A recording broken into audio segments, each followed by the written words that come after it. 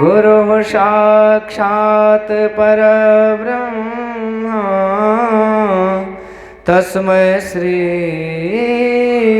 गुरवे नमः। वसुदेवसुतं देवं कंसचाणूरमर्दनं देवकी परमानन्दं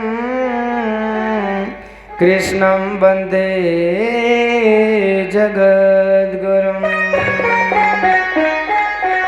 बोलिए भागवत भगवान की जय, बोलिए सच्चिदानंद भगवान की जय, बोलिए सद्गुरुदेव महाराज की जय। जय जय श्री राधे, जय जय श्री राधे, जय जय श्री राधे।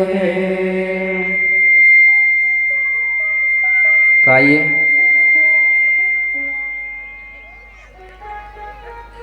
अपने मन वाणी को पवित्र करने के लिए प्रभु नाम का संकीर्तन। हो राधे राधे बोल, राधे राधे बोल, बरसाने में डोल कि मुख से राधे राधे बोल, राधे राधे बोल, राधे राधे बोल, बरसाने में डोल कि मुख से राधे राधे बोल, राधे राधे बोल, राधे राधे बोल, बरसाने में डोल कि मुख से राधे राधे बोल, राधे राधे बोल, राधे राधे बोल, बरसाने में डोल मुख से राधे राधे बोल। राधे राधे राधे राधे राधे जय श्री राधे, राधे राधे राधे राधे राधे जय श्री राधे, राधे राधे राधे राधे राधे जय श्री राधे, राधे राधे राधे राधे राधे जय श्री राधे, राधे राधे बोल, राधे राधे बोल, बरसाने में डोल कि मुख से राधे राधे बोल, राधे राधे बोल, राधे राधे बोल, बरसाने में डोल कि मुख से राधे राधे बोल, राधे राधे बोल, राधे राधे बोल, बरसाने में डोल कि मुख से राधे राधे बोल। जय हो।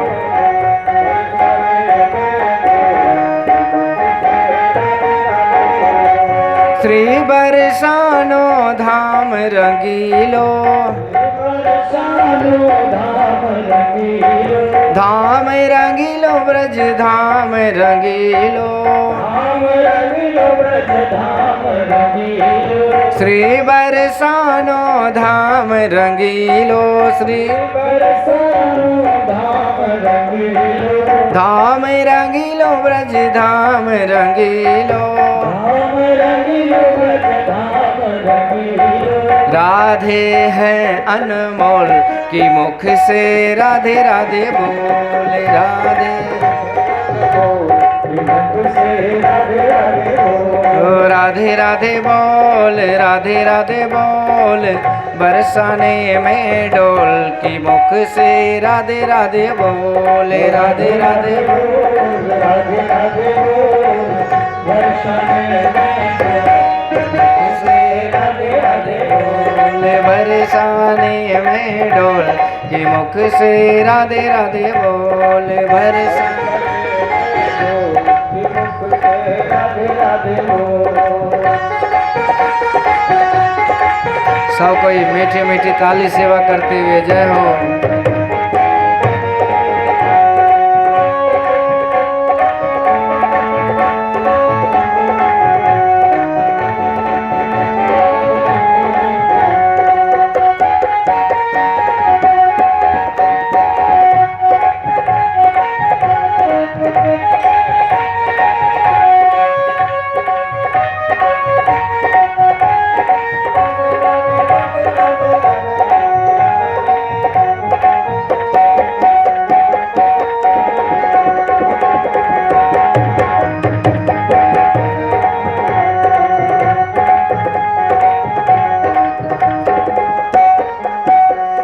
ब्रज की गलियन मोह मोहन खेले, ब्रज की गलियां मोहन खेले, मोहन खेल सवरिया खेले, मोहन खेल सवरिया खेले, ओ ब्रज की गलियन मोहन खेले, ब्रज की गलियां मोहन खेले, मोहन खेल सवरिया खेले, मोहन खेल सवरिया खेले, और ग्वालन को टोल की मुख से राधे राधे बोल, और ग्वालन को टोल की मुख से राधे राधे बोल, राधे राधे बोल, राधे राधे बोल, बरसने में डोल की मुख से राधे राधे बोल, राधे राधे बोल, राधे राधे बोल, बरसने में डोल की मुख से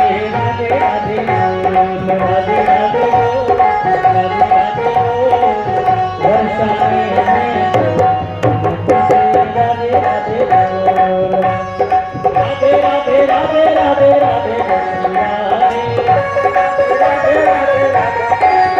ओ राधे राधे बोल, राधे राधे बोल, बरसाने में डोल की मुख से राधे राधे बोल, राधे राधे बोल, राधे राधे बोल, बरसने में डोल की मुख से राधे राधे बोल।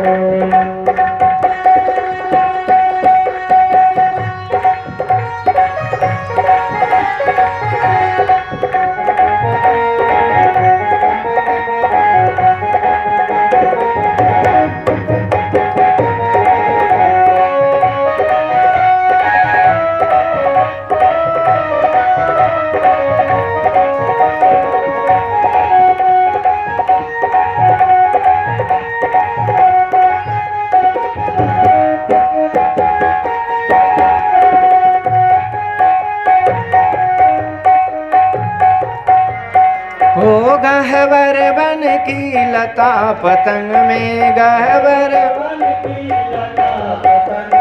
गहवर बन की लता पतंग में, गहवर बन की लता पतंग में, राधे बोले पक्षी बोल की मुख से राधे राधे बोले, राधे हैं अनमोल की मुख से ओ राधे राधे बोले, राधे राधे बोले, बरसाने में डोल की मुख से राधे राधे बोले, राधे राधे बोले, राधे राधे बोले, बरसाने में डोल की मुख से राधे राधे बोले, राधे राधे राधे राधे राधे जय श्री राधे, राधे राधे राधे राधे राधे जय श्री राधे, राधे राधे राधे राधे राधे जय श्री राधे, राधे राधे राधे राधे राधे जय श्री राधे, ओ राधे राधे बोले, राधे राधे बोले, बरसाने में डोल की मुख से राधे राधे बोले, राधे राधे बोले, राधे राधे बोल, बरसाने में डोल की मुख से राधे राधे बोल, राधे राधे बोले, राधे राधे बोले, बरसाने में डोल की मुख से राधे राधे बोले, राधे राधे बोले, राधे राधे बोल, बरसाने में डोल की मुख से राधे राधे बोल, राधे राधे राधे राधे राधे जय श्री राधे, राधे राधे राधे राधे राधे जय श्री राधे, राधे राधे राधे राधे राधे जय श्री राधे, राधे राधे राधे राधे राधे जय श्री राधे, ओ राधे राधे बोले, राधे राधे बोले, बरसाने में डोल की मुख से राधे राधे बोले, राधे राधे बोले, राधे राधे बोले, बरसाने में डोल की मुख से राधे राधे बोले, राधे राधे बोले, राधे राधे बोले, बरसाने में डोल की मुख से राधे राधे बोले, राधे राधे बोले, राधे राधे बोले, बरसाने में डोल की मुख से राधे राधे बोल, जय जय श्री राधे, जय जय श्री राधे, जय जय श्री राधे।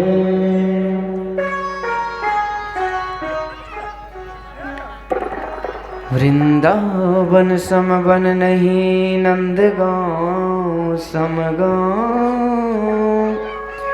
बंसी बट समवट नहीं, कृष्ण नाम समनाम।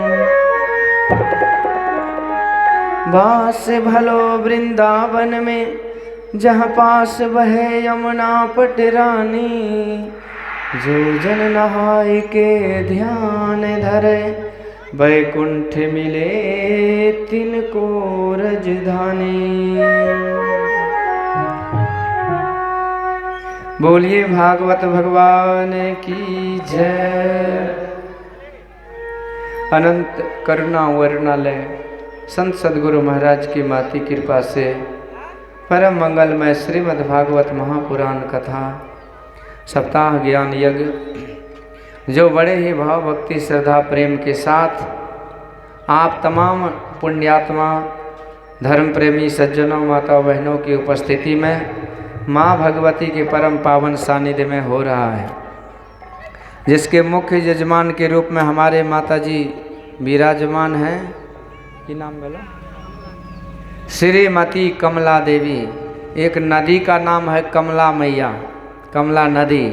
तो इसी तरह ये माताजी, ये ज्ञान की गंगा, ये नदी इन्हीं के बदौलत, मतलब इसी की तपस्या के कारण ये बह रही है, जिसमें हम तमाम भक्तजन इसका लाभ ले रहे हैं। तो इससे बढ़ के संसार में कहीं कोई उपकार नहीं है जो ये उपकार कर रहे हैं। तो इसके लिए इसको भागवत भगवान की तरफ से, गुरुदेव भगवान की तरफ से अनंत कोटि बार इसको आशीर्वाद है, और इन पर उनकी कृपा, निश्चित रूप से ये कृपा के पात्र हैं। क्योंकि संसार में धन्य धन्य गिरिराज कुमारी, तुम समान नहीं को उपकारी। अपूछो रघुपति कथा प्रसंगा, असकल लोक जग पावन गंगा। भगवान शिव ने यही कहा था, हे पार्वती जी, हे गिरिजा, तुम्हारे जैसा कोई संसार में उपकारी नहीं है, क्योंकि तुमने उस प्रभु के कथा रूपी ज्ञान गंगा का कथा का प्रसंग तुमने पूछा है, जो कि सकल लोक जग पावन गंगा, समस्त लोगों को पावन करने के लिए इस धराधाम पर प्रत्यक्ष गंगा माँ के समान है। धन्य धन्य गिरिराज कुमारी, तुम समान नहीं को उपकारी। पूछे ओ रघुपति कथा प्रसंगा, सकल लोक जग पावन गंगा। बोलिए भागवत भगवान की जय। तो ऐसे कथा का हम लोग गत कई दिनों से रसपान कर रहे हैं इस कथा के ज्ञान गंगा में। ये आवाज़ कहाँ गया वो? आवाज़ हा रहा, सही कीजिए आवाज़। इस कथा के ज्ञान गंगा में हम अवगाहन कर रहे हैं। तो संतों, कल हम लोगों ने भगवान शिव के, वो कहाँ गया जी, कहाँ भाग जाता हो? भगवान शिव के सुंदर पावन चरित्र को सुना था। भगवान शिव, शिव का अर्थ होता है कल्याणकारी। बक्स का बड़ा वाला बक्स का आवाज़ कम कीजिए, बड़ा वाला बक्स का। शिव का अर्थ होता है कल्याणकारी। भगवान शिव जो जीव का कल्याण करते हैं, तो जीव के कल्याण ईश्वर परमात्मा की भक्ति से संभव है। तो यही ईश्वर परमात्मा ही शिव रूप में है, तो जिसकी हम लोग चरित्र को, उपदेश को सुन रहे थे। आगे श्री सुखदेव भगवान ने वर्णन करते हुए कहा कि हे परीक्षित,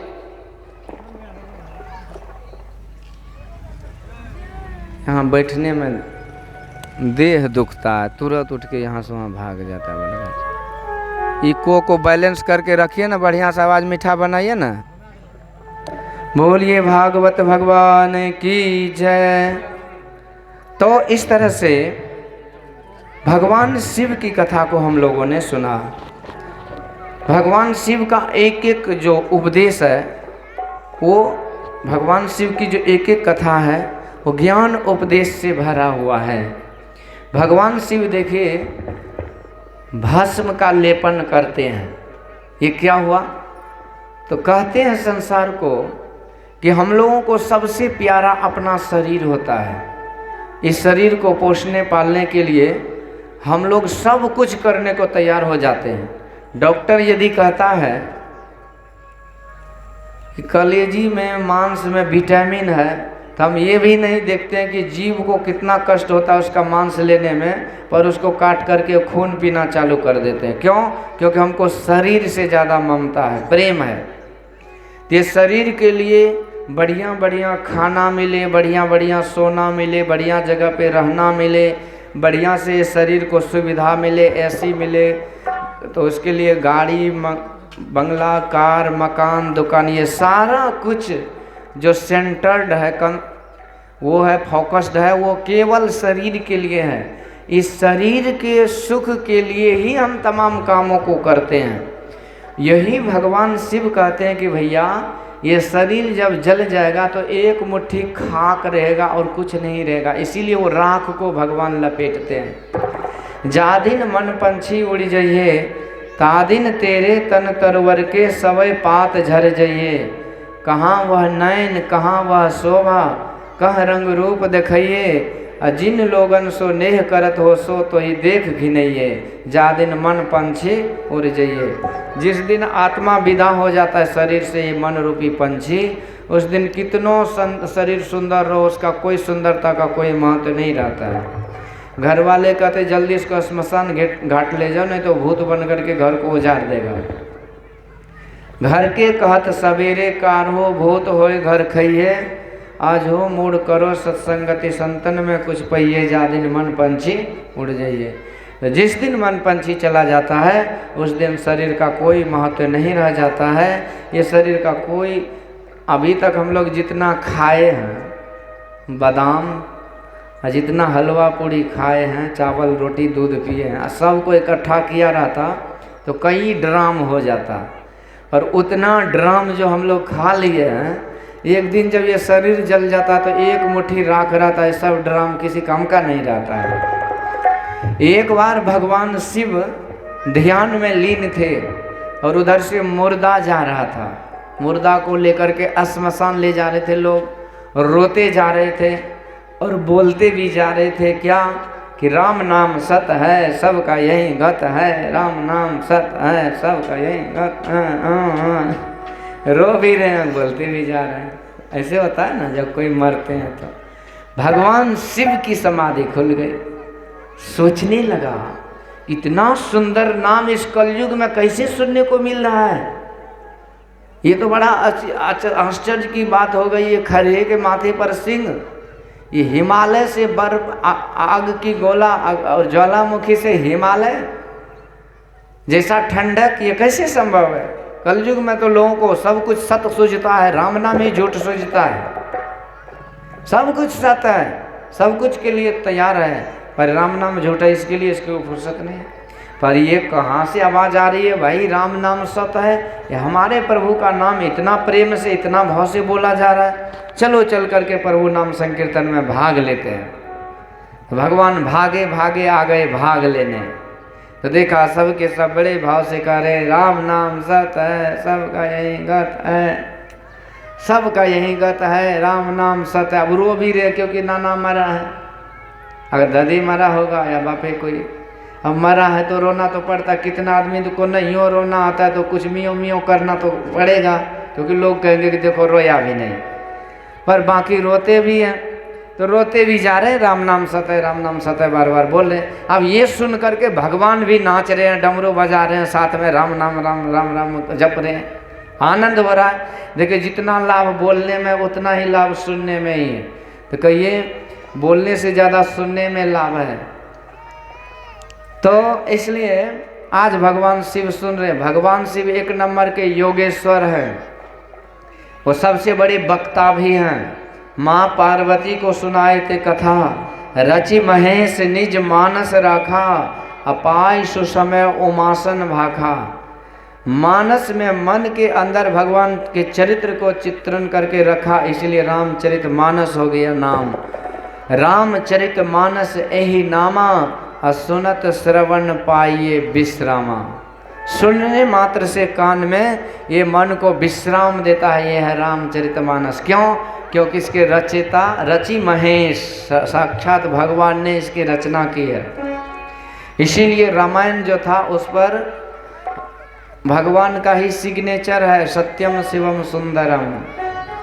तो भगवान एक नंबर के वक्ता भी हैं। बड़े बड़े वक्ता, बड़े बड़े ज्ञानी भगवान शिव से कथा सुनते हैं।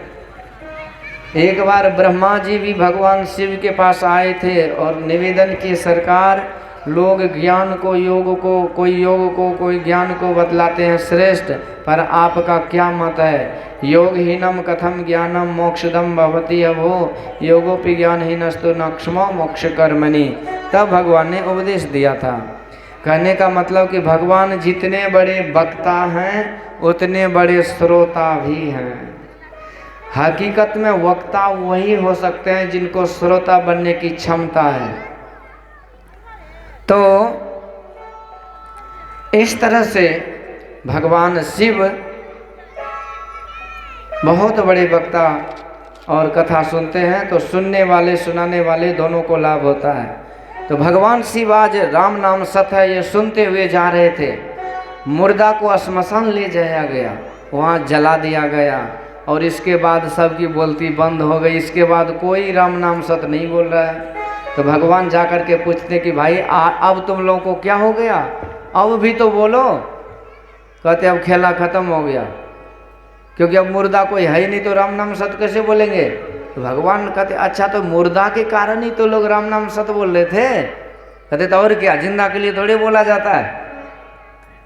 भगवान कहते धन्य है ये मुर्दा जिसके कारण हमारे कान में प्रभु का नाम आया। अब सारे लोग तो चले गए, पर हनुमान जी उसी मुर्दा जो जल के खाक हो गया था उसी खाक को राख को अपने शरीर में लपेटते गए, क्योंकि उसी कारण प्रभु का नाम मिला सुनने को। तो भगवान का एक एक जो लीला है ये भी ज्ञान उपदेश से भरा हुआ है। भगवान त्रिशूल धारण करते हैं। भगवान कहते हैं ये त्रिशूल जो है ना, जो कुमार्गी होते हैं, अधर्मी होते हैं, उसको दंड देने के लिए लिया जाता है। दूसरा उपदेश ये है कि कहते हैं शांति और क्रांति ये दोनों की आवश्यकता होती है समाज में। तो भगवान पहले शांतु दूत बन के आए थे और जब काम नहीं चला तो भगवान ने स्वयं अर्जुन को आगे करके युद्ध भी करवाए थे धर्म की रक्षा के लिए। भगवान बैल पर सवार होते हैं, बसहा बैल पर। बैल क्या है? ये धर्म का प्रतीक है। शास्त्रों में धर्म को ही बैल का रूप कहा गया है और इसी पर भगवान विराजते हैं। यानी भगवान किस पर बैठते हैं? तो धर्म पर, और हम लोग किस पर बैठे हैं? तो अधर्म पर। तो जिस दिन हम धर्म पर बैठ जाएंगे यानी धर्म को जीवन में धारण कर लेंगे, उसी दिन हम भगवान शिव के भक्त हो जाएंगे। दिन रात काम अधर्म वाला करते हैं और कहते हैं हम शिव चर्चा में भाग ले रहे हैं, शिव गुरु बन लिए। तो शिव गुरु को मानिए, शिव चर्चा में भाग लीजिए। किसी चर्चा में कोई मतलब नहीं है, लेकिन धर्म पर सवार रहिए। जीवन में धर्म कर्म को न छोड़ते हुए अधर्म को छोड़ करके धर्म पर बैठिए, तब हुआ आप शिव के भक्त। तो भगवान इसी धर्म पर बैठे रहते हैं और भगवान पूरे परिवार के साथ रहते हैं। मतलब कहते सब परिवार को धर्म पर चलाओ।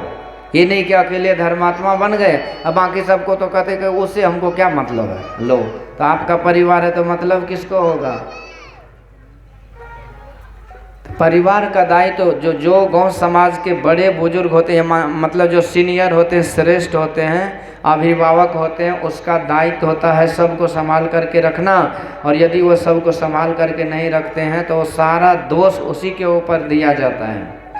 तो भगवान कहते पूरे परिवार के साथ हम बैल पर रहते हैं, आसपास रहते, तो इसी तरह पूरे परिवार को धर्म में चलाओ। ये सब सारे उपदेश हैं भगवान के। अब भगवान का एक और निराला उपदेश ये है कि भगवान बसहा बैल पर बैठते हैं तो उल्टे मुंह बैठते हैं। लोग आगे मुंह करके बैठते हैं पर भगवान पीछे मुंह करके बैठते हैं। ऐसे किसी को बैठते देखे हैं? पर भगवान बैठते हैं। क्यों? भगवान का ये सोच है, मतलब भगवान उपदेश देते हैं कि भाई धर्म पर भी रहो, पर ये भी सोचो कि हमारे पीछे लोग क्या कहते हैं। मान लीजिए हम आप कुछ करके चले गए पर पीछे लोग अवजस नहीं दे, बदनाम न करे। इसके लिए ऐसा ऐसा काम करो कि आपके पीछे में भी आपका जस लोग गान करे, आपकी बड़ाई करे, आपकी प्रशंसा करे। तो जीवन में पीछे देखिए, मतलब आप करते जाइए, पर सोचिए भी कि इस काम करने से हमारे पीछे लोग हमको गाली देंगे या हमारी प्रशंसा करेंगे। इसीलिए पीछे मुँह करके भगवान बैठे हैं, मतलब करते भी जाइए और ये सोच करके कीजिए कि ऐसा हमसे कोई काम न हो जाए जिसके बदले में पीछे में लोग गाली दें। सामने में तो लाचारी में लोग ताली भी बजा देते हैं, लाचारी में जय जयकार भी कर देते हैं, पर यदि अच्छे काम नहीं करते तो पीछे में गाली दे देते हैं। होता है ना, कोई भी बड़े बड़े पद पर जो बैठे हुए लोग हैं, जब आते हैं तो लाचारी में लोग ताली भी बजा देते हैं, और यदि अच्छा काम करते हैं तो लोग पीछे में प्रशंसा भी कर देते हैं, यदि खराब काम करते तो पीछे में फिर गाली।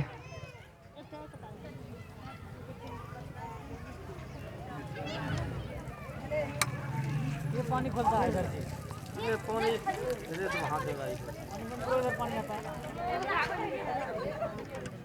चलो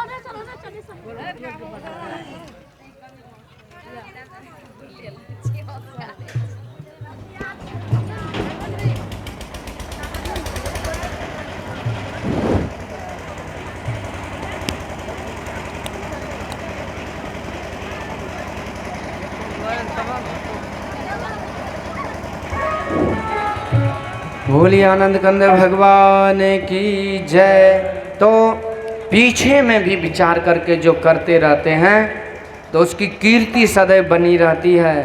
देखिए संसार में पैसा कमाना आसान है, पर नाम जस कमाना बड़ा मुश्किल है। संसार में जिंदा कौन है, मुर्दा कौन है? कहते यस्य कीर्ति सा जीवती, जिसकी कीर्ति है यानी जिसकी लोग प्रशंसा करते हैं, बड़ाई करते हैं जिसके काम का, वो आदमी जीवित है हकीकत में, और जिसकी कीर्ति खत्म है वो जीते जी मुर्दा है। यही भगवान कहते हैं पीछे की तरफ ध्यान दे करके काम करो, ऐसा न काम करो कि पीछे पीठ पीछे लोग गाली दे। तो पर सत्य की नैया कभी नहीं डूबती है। जो अच्छे काम करते रहते हैं एक न एक दिन वो फलीभूत होता है। कहते हैं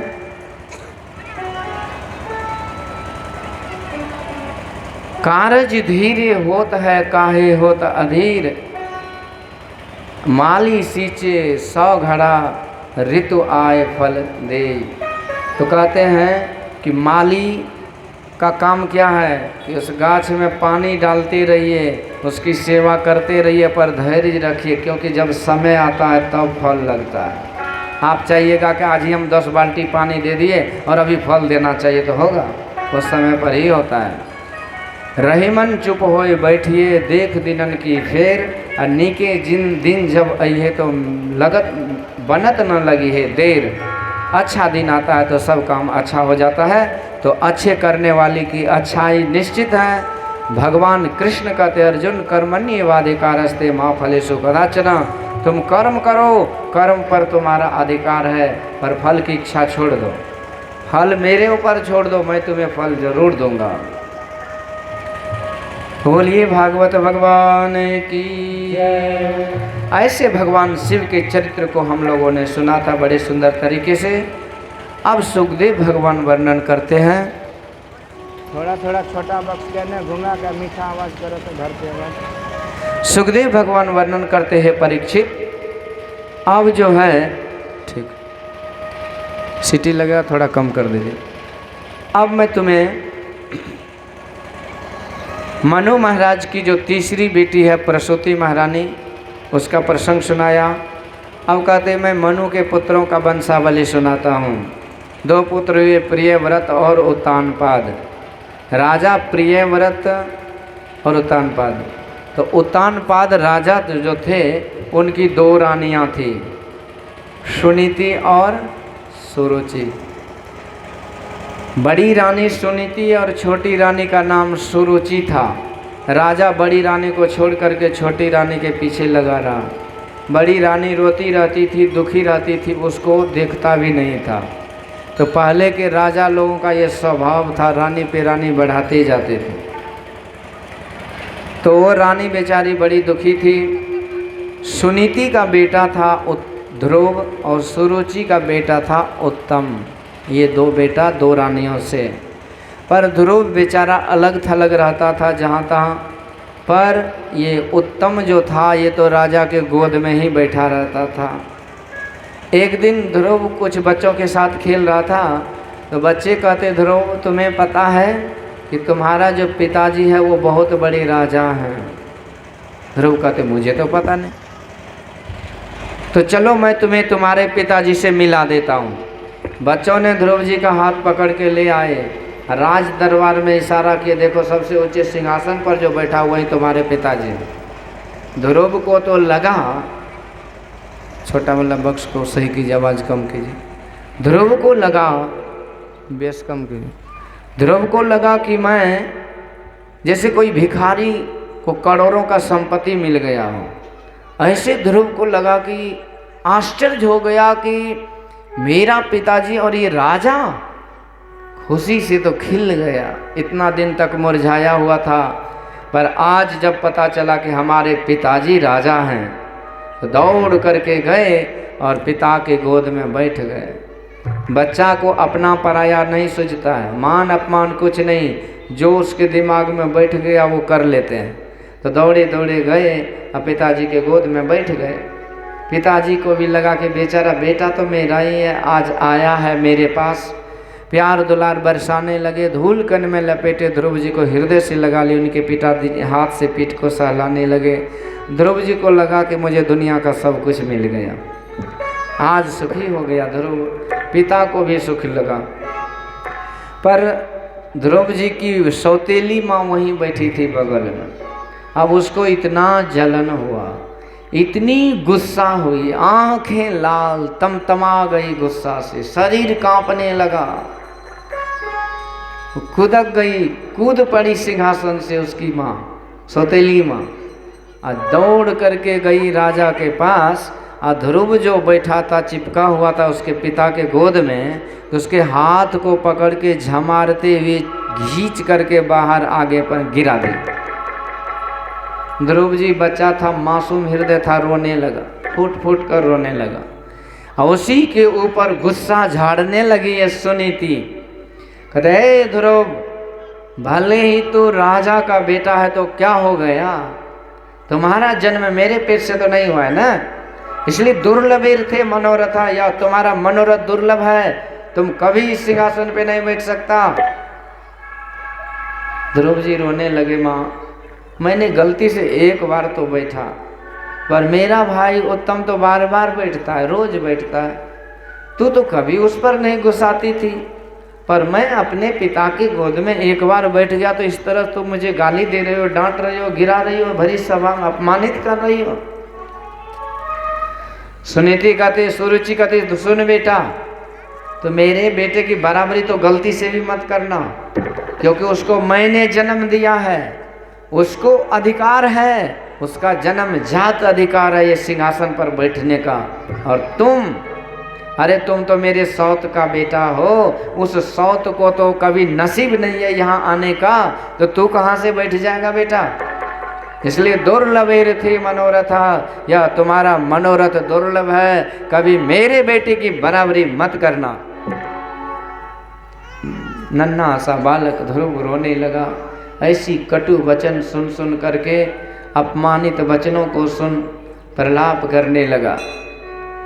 फिर ध्रुव कहते, अच्छा माँ एक बात बोल, कि तू कहती है कि मैं इस सिंहासन पे नहीं बैठ सकता, यदि मैं बैठना चाहूँ अपने पिता के गोद में तो कोई उपाय है? कोई उपाय है तो मेरे लिए कोई आदेश है? क्या करना पड़ेगा मुझे यदि मैं बैठना चाहूँ तो? कुछ तो रास्ता होगा। अब सुरुचि को और गुस्सा आ जाती है, कहती तू सुन, तू बड़ा जिद्दी लग रहा है, बालक तो छोटा सा है और इतना बात बना रहा है, जब मैं बोल दी तुम्हें तो बोल दी, तू कभी बैठ नहीं सकता। और यदि तुझे शौक है बैठने का, बहुत जिद है ना, तो एक काम कर पाएगा।